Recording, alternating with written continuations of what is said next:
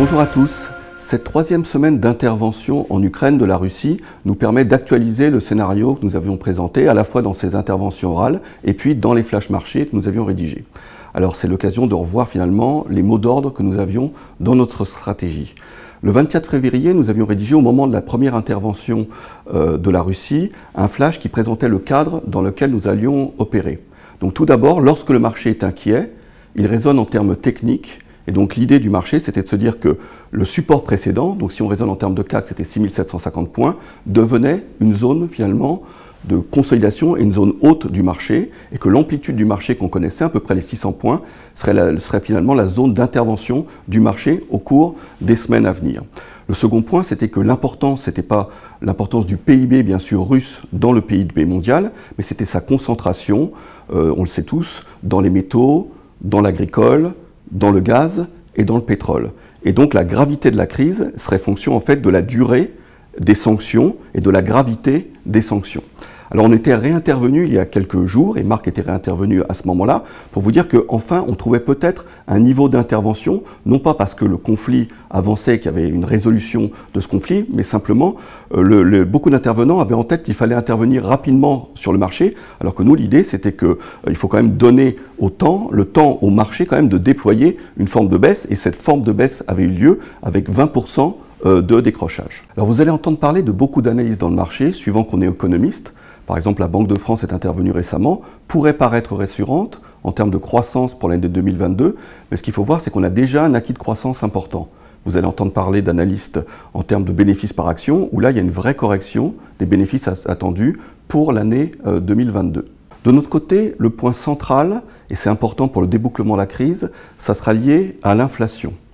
Il y a quelque temps, si on reprend en arrière, les banques centrales pensaient qu'on n'aurait pas d'inflation. Elles avaient vu juste parce qu'il y avait des goulets d'étranglement qui venaient en fait des difficultés d'approvisionnement de la Chine. En Occident, on consommait beaucoup de produits. Et donc ça avait engendré une hausse des prix.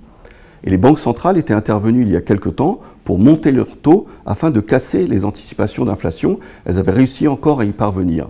Mais ce qui est important, c'est qu'aujourd'hui, alors que la hausse des prix touche l'essence, touchera des matières premières agricoles, comme on l'a dit, eh bien les consommateurs verront vraiment cette hausse des prix. Et donc les anticipations d'inflation vont réellement se modifier au cours des mois à venir, et c'est l'élément central pour la résolution du conflit.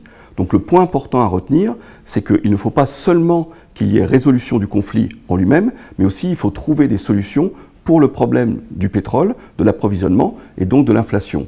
Et là, il y a un échéancier différent et à analyser. Il y aura à la fois des mesures de court terme, c'est le cas par exemple de l'Irak qui revient dans le jeu. Il y aura des mesures de moyen terme avec le pétrole de schiste et le gaz de schiste qui rentreront de nouveau en production. Et puis malgré tout, même si on débouche finalement sur une sorte de mur entre la Russie et le reste du monde, il faut penser que même lorsque l'URSS, il y avait en fait une crise avec l'URSS, il continuait à y avoir des approvisionnements de pétrole et de gaz avec l'URSS. Alors la semaine dernière, on parlait du fait qu'on avait retrouvé des niveaux d'entrée. C'était justement intéressant à jouer, par exemple, avec la volatilité forte par la vente de produits structurés. Il y avait aussi l'autre élément comme quoi tout avait été vendu sur le marché, et donc les énergies renouvelables avaient été également vendues et avaient subi la même baisse finalement que le reste du marché. Donc on trouve que c'est une thématique de nouveau à jouer sur ces niveaux-là.